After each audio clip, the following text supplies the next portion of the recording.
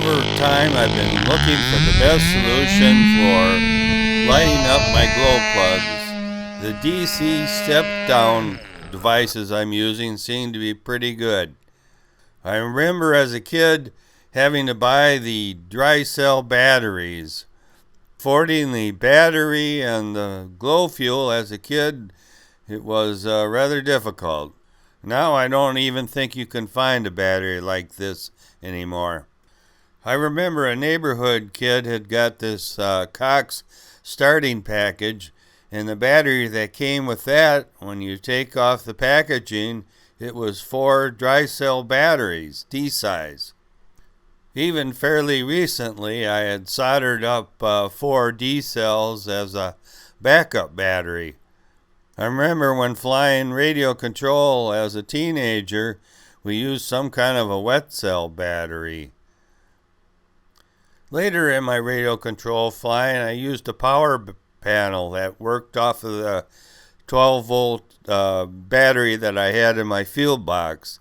And a lot of people use that still, but I wanted something I could use separately from the field box. A few years ago, I was asking about starting solutions, and somebody directed me to this particular electronic device that stepped down the voltage that you could use a lithium battery with, or you could use like a 12-volt battery in your field box. This worked fine if you had a standard glow plug, but if you had something like a Cox glow head, it wouldn't work without some kind of adapter. Here you see me starting an engine out on a frozen lake. It did pretty well to start if it wasn't like too much under freezing. So at some point I opened up the device and soldered on leads with alligator clips. Well, now I could connect it to my Cox clip, but that wasn't really a very safe idea. Those leads could cross.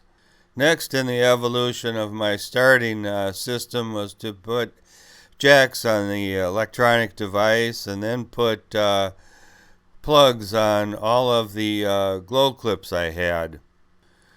Besides free flight, I use the device for control line, and I don't need a starter for control line for the most part, so I don't bring a field box out. The next thing I had to get rid of was those alligator clips connecting to bare spots on a lithium battery. The bare spots on the leads were staggered apart, but still it wasn't really a good idea. With the alligator clips, though, I could connect it up to the connections on my electric starters and share the battery. So this is why I had to give up that device. I found it was overheating. It would work good for a while, and then I just couldn't seem to start my engine. I took it apart, and I found if I put a clamp on the heat sink, it just increased the heat sink enough, then it would work good, but this really wasn't a good solution. I had tried at least one of these cheap devices, and they only hold up for a short period of time, and then they burn out. And then I ordered a couple of the step-down buck devices, but they weren't rated with enough amperage and burnt out. So this is my current device I'm using, which is a buck step-down converter. I ordered 2 of them. One was rated at 5 amps and the other, I believe, was 8 amps. So I put them in these project boxes, and I got X60 connectors. So far this has handled the amperage just fine. There's a tiny screw on the board where you can adjust the output voltage. Here I have it set for exactly 1.5 volts.